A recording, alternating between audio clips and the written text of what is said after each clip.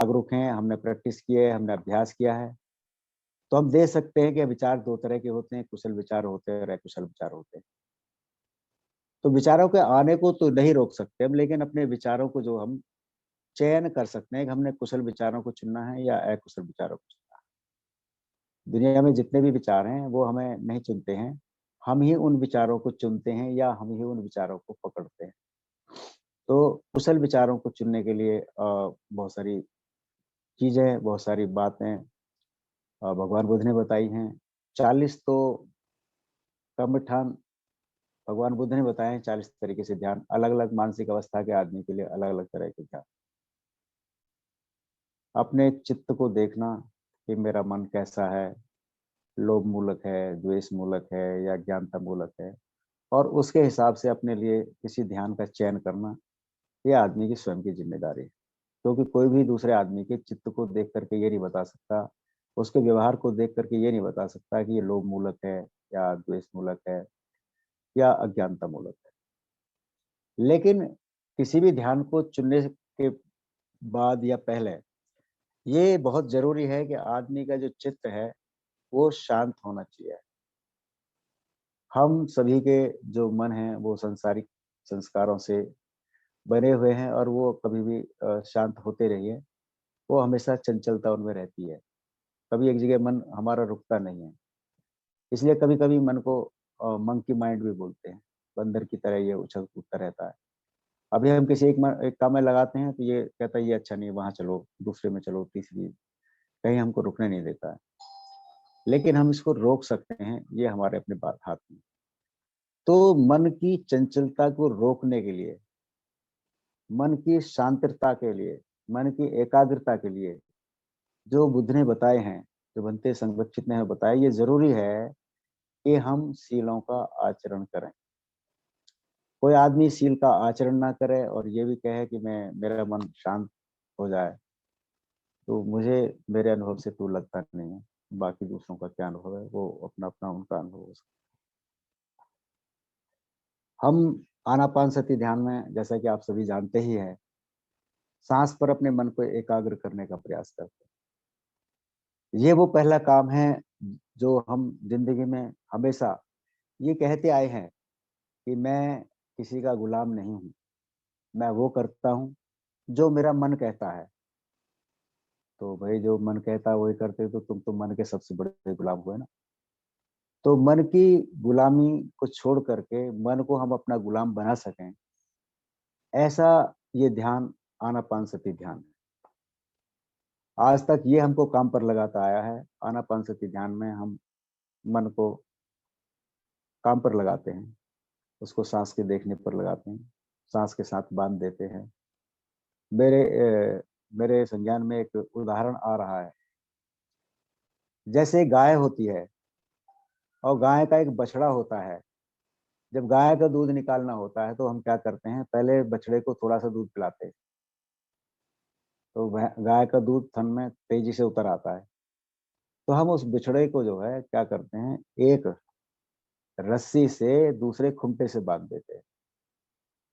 लेकिन वो बछड़ा वहाँ पर आसानी से नहीं बंधा रहता, बहुत उछल-कूद करता है, बहुत उछल-कूद करता है।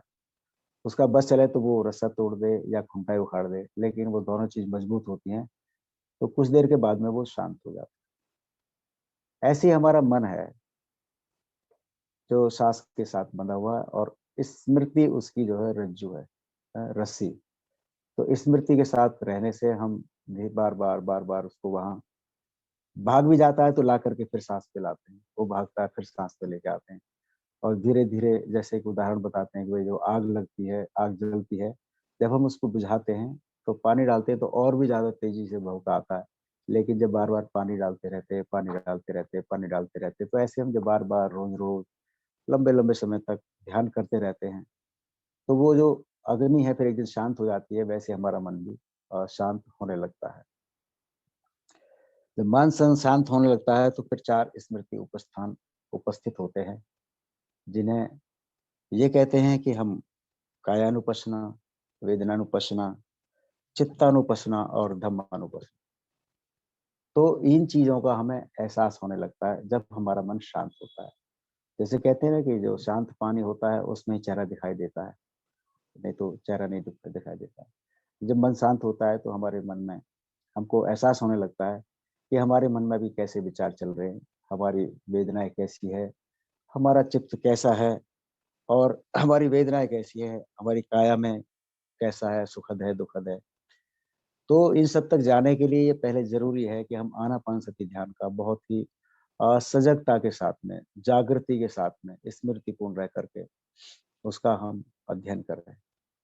हम इस चैनल पे जहाँ हम बैठे हैं बहुत दिनों से बहुत ही विद्वान लोग आ रहे हैं। वो अनेक तरीके से अपनी-अपनी बात को रखने का प्रयास कर रहे हैं और मैं ये देख पा रहा हूँ कि जितने लोग जुड़े थे, मैं भी उन लोगों के संपर्क में हूँ।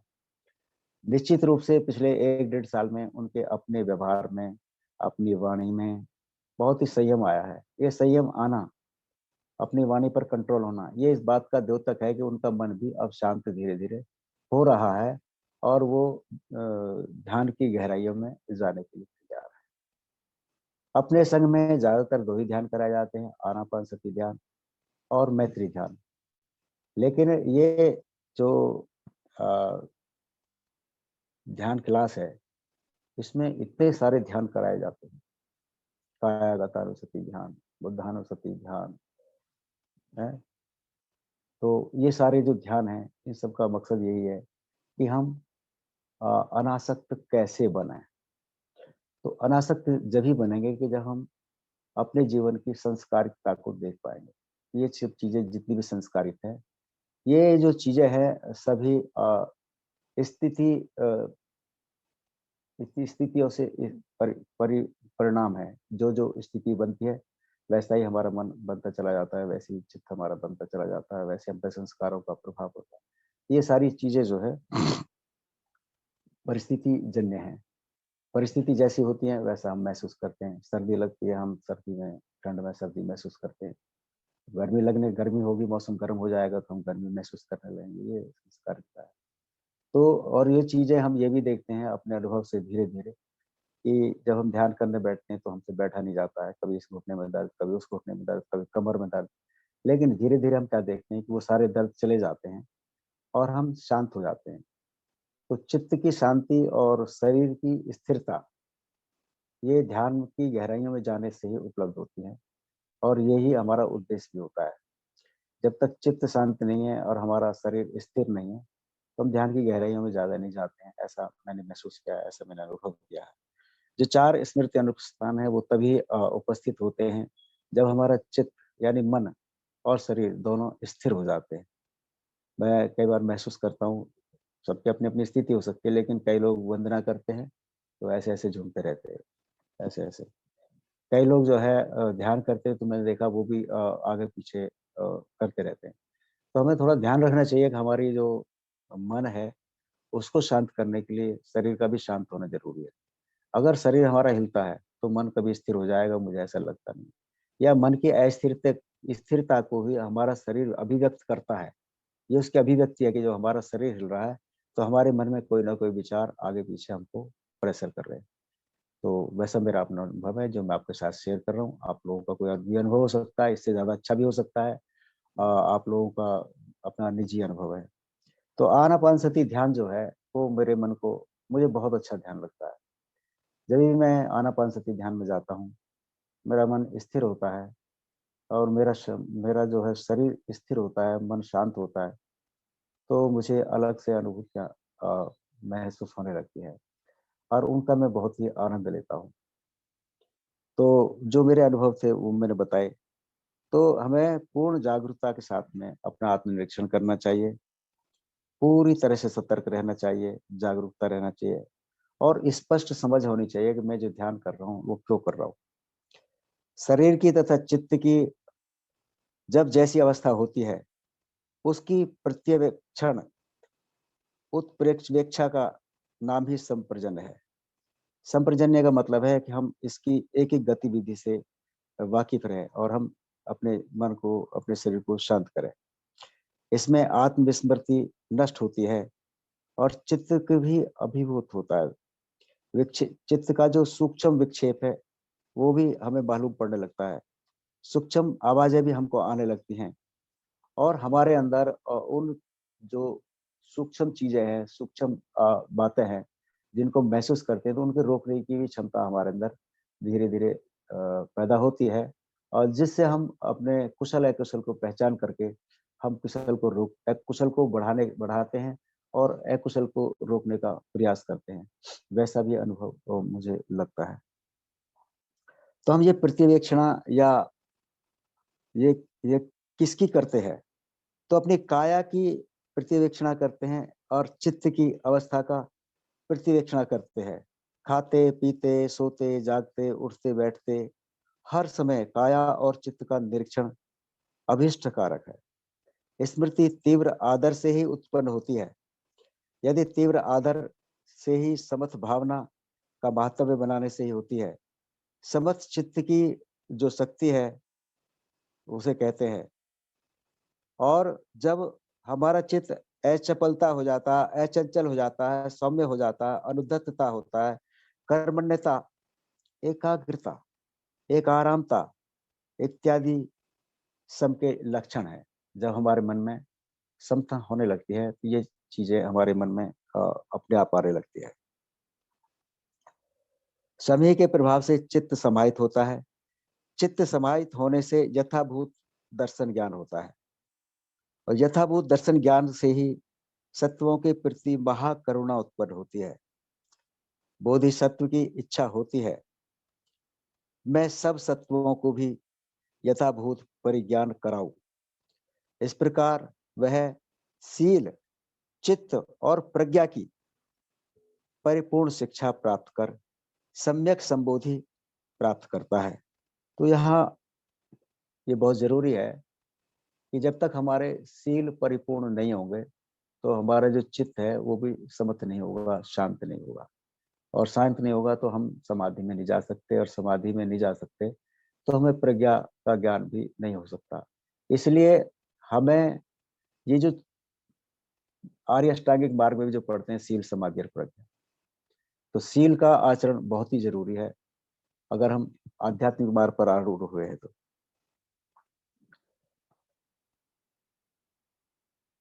इसलिए शील में सुप्रतिष्ठित होता है और फिर विचलित बिना विचलित हुए, बिना ही शिथिलता के उसके लिए यंत्रवान होता है। यह जानकर कि सम से यानी समता से अपना और पराये का कल्याण होगा। अनंत दुखों का सम अतिक्रमण और अनंत लौकिक तथा लोकोत्तर सुख संपत्ति की प्राप्ति होगी। बोधिसत्व को सम की आकांक्षा होनी चाहिए अगर हमें आगे इसमें बढ़ना है। और आनापानसति ध्यान का मतलब है कि हम अपने मन को चित्त एकाग्र करें और मन में जो कुशल विचार है जो शील पालन में बाधा कर रहे हैं, तो हम उन विचारों को देखें। हमें देखना आना चाहिए कि मेरा मन लोभ मूलक है या द्वेष मूलक है या अज्ञानता मूलक है। और ये जो तीन जहर है हमारे मन में, इन्हें आप सब अच्छी तरह से जानते ही है और आप लोग प्रयास भी कर रहे हैं। लेकिन प्रयास करना ही काफी नहीं है, तो प्रयास के साथ हमें ये भी देखना आना चाहिए कि सही में मुझ में कुछ परिवर्तन हो रहा है या नहीं हो रहा है। या ये परिवर्तन नहीं हो रहा है तो निश्चित रूप से मेरे जो प्रयास हैं वो अभी उतने ऊंचे स्तर के नहीं हैं या कहीं गलत दिशा में जा रहे हैं, उसका पर्यवेक्षण भी करना चाहिए। तो इसके साथ साथ स्मृति के अचल होने पर समाधि होती है। जब हम स्मृतिवान होते हैं और स्मृतिवान होने के लिए ही तो आनापानसति ध्यान किया जाता है। जब हम ये देखते हैं कि हमारा ध्यान, हमारी सांसें कहाँ जा रही हैं, कहाँ आ रही हैं, कहाँ टच हो रही है, कहाँ छू हो रही है, और हर सांस को देखना है, यानी हर सांस के साथ स्मृतिवान होना है। तो स्मृतिवान होने से ही हम समता के भाव में जाते हैं। इससे शिक्षा के लिए तीव्र आदर पैदा होता है और इससे स्मृति उत्पन्न होती है। स्मृति से अनर्थ का परिद्वार होता है, परिहार होता है। इसलिए आत्म भाव की रक्षा करना चाहते हैं, उसको स्मृति के मूल का अन्वेषण कर नित्य सजग रहना चाहिए। शील से समाधि होती है, शील से समाधि होती है और संदेश सूत्र में कहा है कि जो समाधि चाहता है उसका सील शुद्ध नहीं विशुद्ध होना चाहिए, पूर्णतया 100% शुद्ध होना चाहिए और उसकी स्मृति तथा संपर्जन्य ग्रहण करना चाहिए। शीलार्थी को भी एक समाधि के लिए यत्नवान होना चाहिए। हम सील का तो पालन कर रहे हैं, लेकिन हम समाधि के लिए यत्न नहीं कर रहे हैं। तो अगर हम सील का पालन कर रहे हैं, तो हमें समाधि के लिए भी यत्नशील होना चाहिए, ऐसा यहाँ बताया गया है। सील और समाधि द्वारा चित्त परिक्रम की निष्पत्ति होती है। सील और समाधि द्वारा चित्त के परिक्रम की निष्पत्ति होती है, यानी कि शुद्धि होती है। चित्त के अधीन धर्म है और धर्म के अधीन बोधि है। बोधिचर्य अपने चित्त में अधिष्ठित है। सब सत्वों को संबोधि प्राप्त कराना ही कराने की शिक्षा अपने चित्त में अधिष्ठित है। इसलिए चित्त नगर के परिपालन में कुशल होना चाहिए। चित्त नगर का परिपालन संसार के सब विषयों से विरक्त होने से होता है। ये चित्त नगर जो आया है, इसका जो परिपालन है वो हमें अनासक्त होने से ही होता है। तो ईर्ष्या, मात्सर्य और शठता के अनासक्त से चित्त नगर का परिशोधन करना चाहिए। सर्व कलेश और मार यानी कामदेव सेना का विमर्दन कर चित्त नगर को दुर्योध तथा दुसाध्य करना चाहिए, ताकि कामदेव हमारे पर जब भी अटैक करें, आक्रमण करें, हम अपने चित्त की रक्षा कर सकें। चित्त नगर के विस्तार के लिए सब सत्वों के प्रति महामैत्री प्रदर्शित करनी चाहिए। अगर हम चित्तनगर का विस्तार करना चाहते हैं, तो हमें सभी प्राणियों के प्रति महामैत्री करनी चाहिए और सब जगत को, सर्व जगत को आध्यात्मिक और बाह्य वस्तु का दान कर चित्तनगर का द्वार खोलना चाहिए। तो यहाँ हमें आध्यात्मिक दान तो करना ही चाहिए, लेकिन ऐसा कहते हैं कि जो बोधिसत्व होते हैं, जिनके पास बोधि चित्त उत्पाद हो जाता है, वो अपनी कुछ भी चीज दान कर सकते हैं। वो अपना शरीर भी दान कर सकते हैं। वो कोई भी पीछे रहते नहीं है दान करने में, यानी दान की इतनी बड़ी महिमा है। चित्तनगर की शुद्धि से सब आवरण नष्ट हो जाते हैं। इसलिए यह व्यवस्थित हुआ कि चित्त ही परिक्रम ही बोधिसत्व की शिक्षा है, यानी चित्त का रक्षण ही बोधिसत्व की शिक्षा है। यह चित्त अचल होता है तभी उसका परिक्रम होता है। तो समता से चित्त अचल होता है। जो नित्य परिवेक्षण नहीं करता, उनका चित्त भी अचल नहीं होता है। तो हमें जो पढ़ाया गया अभी तक, जो अनुभव आया है, तो हमारा मेन जो वो है, हमें अपने चित्त को परिशुद्ध कैसे करें, क्योंकि चित्त परिशुद्ध नहीं होता है तो हम समाधि में नहीं जा सकते। तो उनमें जाने के लिए जो शुरुआत है, और सही कहो तो अंत भी यही है, आनापानसति ध्यान। ये हमें चित्त की विशुद्धि तक लेके जाता है, निर्वाण तक लेके जाता है। तो और आप सभी लोग प्रयास कर रहे हैं, लेकिन इसमें जो भंते कहते हैं कि मुझे 99% नहीं चाहिए, मुझे 99% बौद्ध नहीं चाहिए, मुझे 100% बौद्ध चाहिए। 100% बौद्ध का मतलब होना चाहिए पूरी तरह से अनासक्त होना, चीजों के प्रति आसक्ति खत्म करना। धर्म को आचरण में लाना का मतलब है हम सभी चीजों से अनासक्त होना। संस्कारी, हमारी जो संस्कार है, संस्कारिकता से ऊपर उठना, ये चित्त की शुद्धि है। इसके लिए हमारे जो विद्वजन ब्रह्मचारी है, वो बार बार आकर के बहुत विस्तार से बता रहे हैं, और मुझे ऐसा भी महसूस होता है कि आप सभी लोग उनकी शिक्षाओं का बहुत अच्छी तरह से लाभ भी उठा रहे हैं। वैसा मैंने महसूस किया। भले हमारी क्लासें ऑफलाइन नहीं होती है, लेकिन ऑनलाइन का भी उतना ही लाभ हुआ है जितना ऑफलाइन का होता था।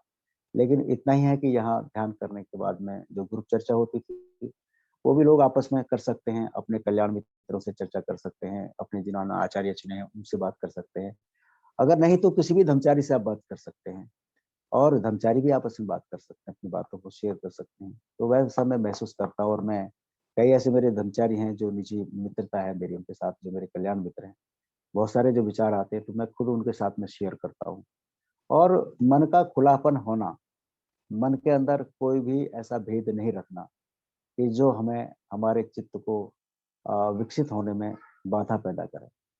तो ये हमें करना चाहिए और उसके लिए हमें जागरूक रहना चाहिए। जब साधनाएँ करते हैं तो हम ये देखते हैं कि जितने भी मन में हमारे में जो काले डामर के धब्बे हैं, काले डामर की तरह जो धब्बे हैं, उनको हम शुद्ध रूप में होते हुए देखना चाह रहे हैं। तो काले धब्बे का मतलब ये है कि हमारे जीवन में जो भी अकुशल चीज़ें हैं, अकुशल बातें हैं, उनसे हम कुशलता की ओर जाएँ और कुशलता की तरफ जा कर के उन बातों को हम और अपने मन को शुद्ध करें, चित्त विशुद्धि, है? तो जो 7 शुद्धियाँ उनमें चित्त विशुद्धि भी है। तो मैंने ये बात अपनी जो रखने की कोशिश की। संभव है कि आप महसूस कर रहे होंगे कि हम जो आनापानसति कर रहे हैं, उसका लक्ष्य क्या है? उसका उद्देश्य क्या है? हम जाना कहाँ चाहते हैं? अगर हम किसी लक्ष्य के बिना चलते हैं, तो हम सही दिशा में नहीं पहुँच पाते हैं। कई बार हम अपनी दिशा से भटक भी सकते हैं। तो ऐसा आनापानसति ध्यान है और ये हमको मन की गहराइयों तक लेके जाता है। आनापानसति ध्यान से ही हम मन को देख पाते हैं, अपने चित्त को देख पाते हैं, अपनी काया को देख पाते हैं, अपनी वाणी को भी देख पाते हैं, अपनी वेदनाओं को देख पाते हैं और धम्म माने सत्य, जो असत्य है, अकुशल है, कुशल है, उसको भी देख पाते हैं। तो मुझे लगता है कि मैं अपनी बात को शायद यहीं रखूँ और मैं